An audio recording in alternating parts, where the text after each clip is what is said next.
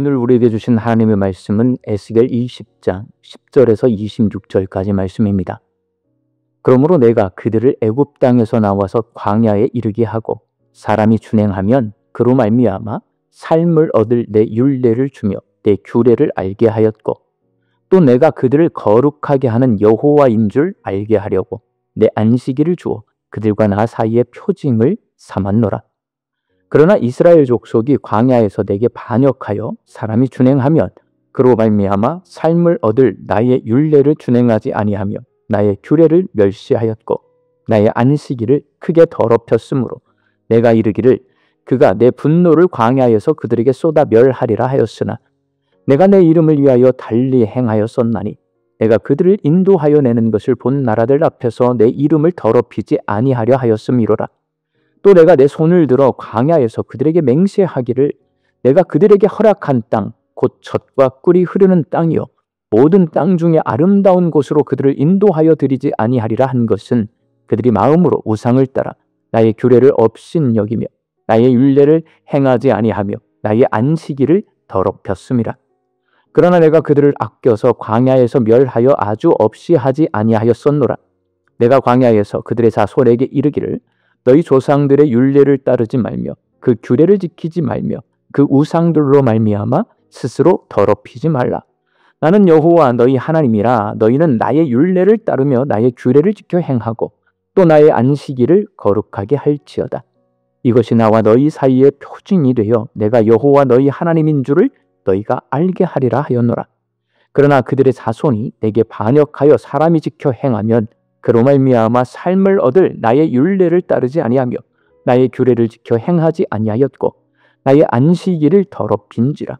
이에 내가 이르기를 내가 광야에서 그들에게 내 분노를 쏟으며 그들에게 내 진노를 이루리라 하였으나 내가 내 이름을 위하여 내 손을 막아 달리 행하였나니 내가 그를 인도하여 내는 것을 본 여러 나라 앞에서 내 이름을 더럽히지 아니하려 하였음이로라.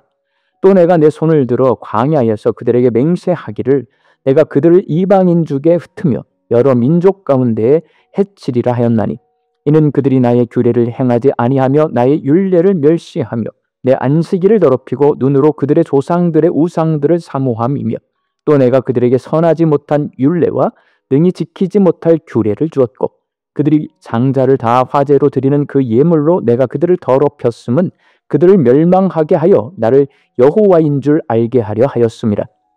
아멘. 좋은 말도 3번 들으면 듣기 싫다는 속담이 있습니다. 아무리 좋은 말, 아무리 귀한 가르침도 계속 반복되다 보면 실증이 난다는 뜻입니다. 그런데 만약 반복되는 것이 좋은 말이 아니라 죄악이라면 어떨까요? 똑같은 잘못을 계속 반복하는 사람을 보는 것은 얼마나 힘든 일입니까? 이스라엘의 역사 속에서 하나님은 이런 상황을 겪으셨습니다. 이스라엘의 역사는 불순종의 연속이었습니다. 광야에서 하나님이 주신 율례와 규례 그리고 생명을 주는 안식일을 멸시하고 더럽혔습니다. 이것은 단순히 법을 어긴 문제가 아니었습니다. 하나님의 사랑과 은혜를 거부하고 하나님과의 관계를 스스로 끊어버린 중범죄였습니다. 이 죄악만으로도 하나님은 그들을 심판하여 멸망시키기에 충분했습니다. 하지만 하나님은 그렇게 하지 않으셨습니다. 출애굽 1세대에게 40년 광야 생활이라는 징계를 내리셨지만 그들을 완전히 멸하지는 않으셨고 그들의 자손들에게는 다시 기회를 주셨습니다. 2세대 역시 우상에게 마음을 빼앗겨 조상들의 죄를 답습했습니다. 이스라엘이 그렇게 죄를 반복하는데 왜 하나님은 즉시 멸망시키지 않으셨을까요? 왜 하나님은 그들을 버리지 않으셨을까요? 그 이유는 단 하나, 바로 하나님의 자비가 이스라엘의 죄악보다 훨씬 크시기 때문입니다. 성경은 하나님의 자비가 어떻게 나타났는지 구체적으로 증언합니다. 하나님의 자비는 생명의 법으로 나타납니다. 본문 11절에서 사람이 준행하면 그로 말미암아 삶을 얻을 것이라고 말씀하십니다. 하나님의 법은 억압이 아니라 생명입니다. 하나님은 이스라엘을 살리기 위해 그들을 보호하기 위해 율례와 규례를 주셨습니다. 죄와 사망의 길이 아니라 생명과 평화의 길을 걷게 하시려는 아버지의 마음이었습니다. 이것이 바로 하나님의 자비입니다. 하나님은 자기 이름을 위하여 또한 오래 참으십니다. 본문 14절에서 하나님이 내 이름을 위하여 내 손을 금하여라고 그들을 심판하지 않으셨습니다. 하나님은 이방 민족들 앞에서 당신의 거룩한 이름이 훼손되지 않게 하시기 위해 불순종하는 백성을 향한 진노를 참으셨습니다. 이스라엘의 불순종은 끝이 없었지만 하나님의 자비 역시 끝이 없었던 것입니다. 또한 하나님은 징계와 침묵을 통해 이스라엘이 돌아오게 하셨습니다. 하나님은 불순종하는 부모 세대에게 40년의 광야 생활을 징계로 허락하셨습니다. 이것은 단순히 벌이 아니라 그들의 죄악이 얼마나 심각한지를 깨닫게 하는 무서운 경고였습니다. 더 나아가 하나님은 그들이 선택한 죄악의 길을 그대로 내버려 두시는 침묵이라는 무서운 징계를 사용하셨습니다. 본문 25절에서 내가 그들에게 선하지 아니한 율례와 그들이 할 수 없는 규례를 주었다라는 것은 그들이 선택한 우상 숭배의 길과 죄악의 길을 가도록 내버려 두심으로 그 결과가 얼마나 참혹한지를 맛보게 하심으로 그들이 회개하고 하나님께로 돌아오게 하셨다는 뜻입니다. 이렇게 하나님의 징계와 침묵은 모두 그들이 죄악에서 돌이켜 생명의 하나님께로 돌아오기를 바라는 간절한 사랑의 부르심이었습니다. 사랑하는 광주 양립교회 성도 여러분, 오늘 우리는 이스라엘의 역사를 통해 우리 자신의 모습을 돌아보아야 합니다. 하나님은 지금 나의 모습을 보고 참고 계실까요? 혹시 내가 잘못된 길을 걷고 있기에 징계를 내리고 계신 것은 아닐까요? 아니면 더 이상 돌이키지 않는 나를 향해 침묵하고 계시지는 않을까요? 우리는 이스라엘처럼 반복되는 죄악과 실패의 자리에 머물러서는 안 됩니다. 하나님의 침묵이 곧 멸망으로 이어질 수 있음을 기억해야 합니다. 지금 우리에게 필요한 것은 회개하고 자비의 하나님께로 돌아가는 결단입니다. 자비하신 하나님은 여전히 우리를 향해 팔을 벌리고 기다리고 계십니다. 자비하신 하나님은 우리를 버리신 적이 없습니다. 말씀과 징계와 침묵을 통해 계속해서 우리를 부르고 계십니다.